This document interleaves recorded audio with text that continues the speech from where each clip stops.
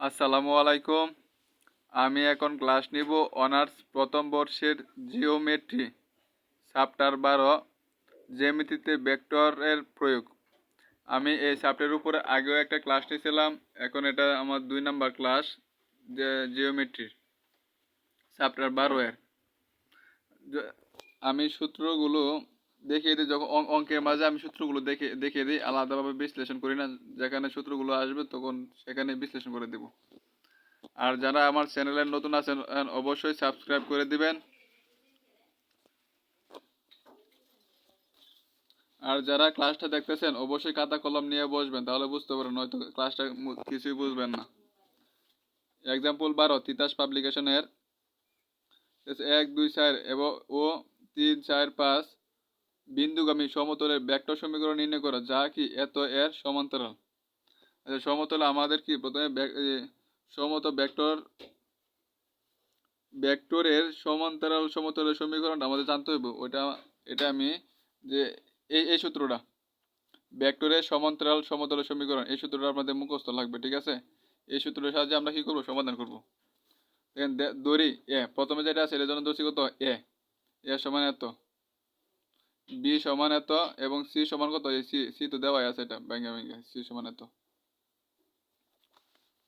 আমরা জানি এ ও বি ভেক্টরগামী এবং সি ভেক্টরের সমান্তরাল সমতলের সমীকরণ। এই সমীকরণটা আমাদের মুখস্থ লাগবে যখন ভেক্টরের সমান্তরাল সমতলের সমীকরণ যখন চাইবে। তাহলে সূত্র হচ্ছে R vector minus A vector dot B vector minus A vector cross C vector, যে এই সূত্রটা।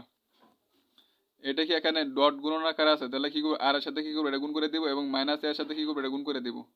আমরা আলাদা করে রেখেছি, আর এর সাথে এটা কি করছি, গুণ করছি। আর ভেক্টর যে বি মাইনাস এ ক্রস সি, সূত্রে মাইনাস এটার সাথে কি করছি, আমরা এটা কি করছি, গুণ করছি, যে এটা গুণ করছি। এখন কি করছি দেখেন, এটা ঠিকই রয়েছে, মাইনাস আছে, এটা ওই সব মানে ওইদিকে নিয়ে গেছে, তাহলে কি হয়েছে, প্লাস হয়ে গেছে মানটা। এখন দেখেন এখানে একটা সূত্র আসছে, এ ভেক্টর ডট বি, এ পুরো যদি বি হয়, A vector dot B cross C chapter 11 এর এই সূত্রগুলো। তাহলে আমরা কি লিখতে, এ ভেক্টর ডট যে এটা বি প্রথম এটা, তারপরে যে এটা বি ক্রস সি সূত্রে মাইনাস, এটা ঠিক দেখবো তারপর কি এটার সাথে এটা কি করবো, আমরা গুণ করবো এইভাবেই, চ্যাপ্টার 11 এর সূত্রগুলো, ঠিক আছে? ওইটা এখানে ঠিক আছে, এটা যা আছে তাই মাইনাস, এভাবে ক্রস গুণন থাকলে এভাবে আমরা লিখতে পারি। তাহলে যে এটা মানে জিরো জিরো বানানোর জন্য এ ভেক্টর ক্রস এ ভেক্টর, এর মানে কি হয়ে যায়, জিরো, জিরোর সাথে এটা গুণ করলে কি হয়ে যাবে, পুরোটা কি হয়ে যাবে, জিরো হয়ে যাবে। এভাবে আমরা লেখা যায়, এটা জিরো হয়ে যায়, তাহলে পুরোটা বাদ, তাহলে থাকবে কত এটা। দেখেন এই সমীকরণ আমার কি কার মান লাগবে, বি মাইনাস এর মান লাগবে। এই জন্য কি করছি, আমি বি মাইনাস এর মান বের করে বসাবো, এই জন্য আমি এটা 1 নং সমীকরণ দিয়ে রাখলাম। এখানে দেখেন বি মাইনাস এ, বি বলতে কত, বি বলতে এটা, বি বলতে এটা, এবং এ এ বলতে হচ্ছে গা যে এটা প্রথমে যেটা পাইছিলাম, বি এর মান এটা। এর মানগুলো কি হয়েছে, মাইনাসে যে মাইনাস আই মাইনাস 2 যে মাইনাস কত 4 কে, তিনটা আই থেকে একটা আই গেলে চলে গেলে দুইটা আই, সাইডটা যে থেকে দুইটা যে গেলে দুইটা, যে পাঁচটা থেকে সাইডে গেলে একটাকে, এটা। এখন কি করবো, 1 নং সমীকরণে কি করবো, বি মাইনাস এর মানগুলোকে আমরা বসাই দিব সমীকরণ 1 যা ছিল তাই লিখছি। তারপর আর ভেক্টর ডট গুণন যা আছে তাই রাখলাম, বি মাইনাস এ, যে এটা কি ক্রস গুণন, না ক্রস গুণন তো এভাবেই করতে হয়। আই যে কে লিখলাম, তো বি মাইনাস এর মান হচ্ছে 2, 2, 1, যে 2, 2, 1, যে 2, 2, 1, এবং ক্রস সি, সি ভেক্টর মান হচ্ছে এটা, যে আগের পৃষ্ঠায় আছে এটা, সমান। এটা কি ডট গুণন আছে, কিন্তু এখানে কি ক্রস গুণন আছে, তাহলে আমরা এভাবে লিখতে পারি, এর মান এটা, বি এর মান এটা, এবং সি এর মান কি এটা। তারপর দেখেন আর ভেক্টর রয়েছে, দেখেন যদি আই সাপেক্ষে আইটা করি, তাহলে এটা বাদ আর এটা বাদ, পুরোটা আই। তাহলে আমরা কি করবো, এটার সাথে এটা গুণ করবো, 2 2 কত 4 মাইনাস কত, সূত্রে মাইনাস 3 কি কত 3। তারপর যে যে মাইনাস, প্রথমে এটা প্লাস, তারপর এটা মাইনাস, তারপর এটা প্লাস, এইভাবে। এটা আমি আগে কয়েকটা ক্লাসে এই গুণনগুলি দেখাইছি। মাইনাস যে, এখন কি করবো, এটা বাদ আর এটা বাদ, তাহলে 2 2 কত 4, এটা রয়েছে 4 কি কত 4 প্লাস কে এটা করলে এটা বাদ আর এটা বাদ থাকতেছে কত 3 দুগুণে কত 6 সূত্রে মাইনাস 4 দুগুণে কত 8 যেটা এদিকেও ঠিক এই নিয়মে আমরা আমরা করছি ঠিক আছে। তারপর দেখ আর ভেক্টর ডট 4টাতে 3টা গেলে কত একটা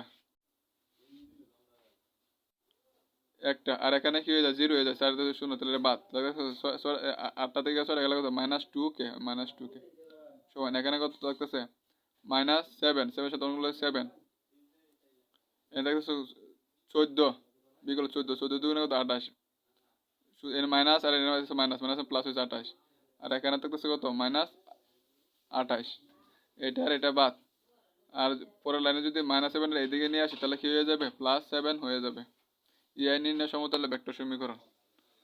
আমি এটা বইয়ের নিয়মে করি না ভেঙে ভেঙে আপনাদেরকে করে বুঝাই দিচ্ছি আপনারা অবশ্যই বুঝতে পারবেন।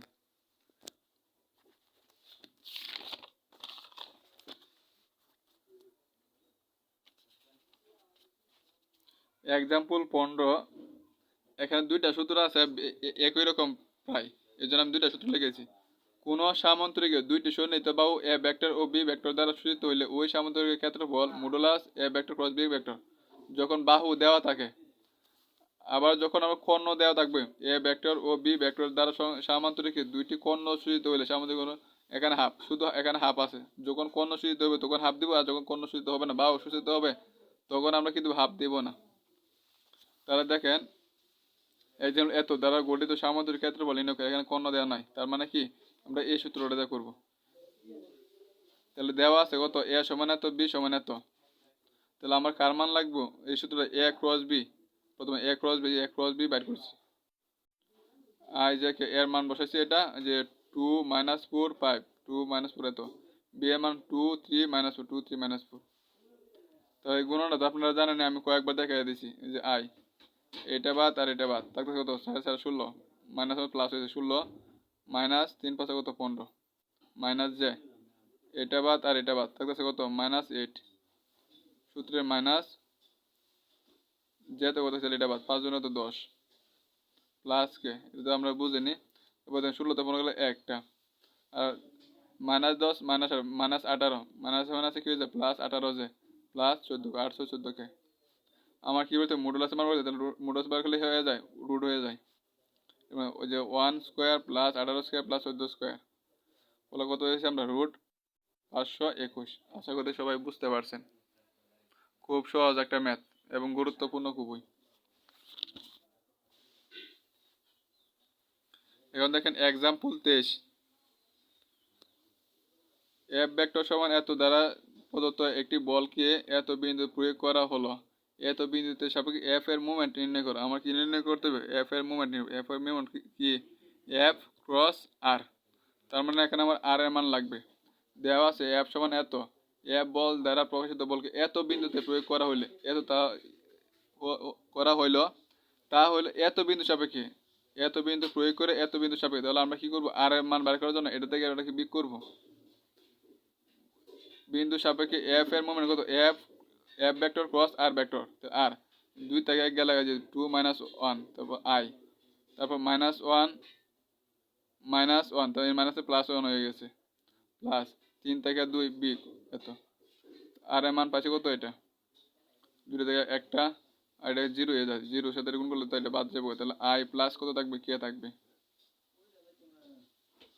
নির্ণয় মোমেন্ট এফ ক্রস আর এফ এর মান হচ্ছে এটা এটা ক্রস আর এর মান হচ্ছে এটা তাহলে কি পাই যাচ্ছে এটা যে ক্রস গ্রহণ করছি আই যে কে 3 2 - 4 1 জের মান তো কিছু না এই জন্য 0 কে 1 তারপর দেখেন আই এর ডা করলে এটা বাদ আর এটা বাদ আছে 2 একে কত 2 আর এটার সাথে গুণ করলে কত হয়ে যায় 0 মাইনাস জে এটা বাদ আর এটা বাদ তাহলে 3 একে কত 3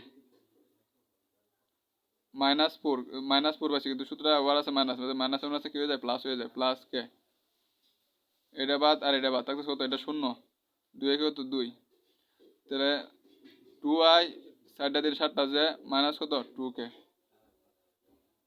এ প্লাসে মাইনাসে 2k। আশা করি সবাই বুঝতে পারছেন এবং নিয়মিত ভিডিও পেতে সাবস্ক্রাইব করুন আর ভিডিওটা কেমন হইতেছে অবশ্যই বিস্তারিত কমেন্টে জানাবেন।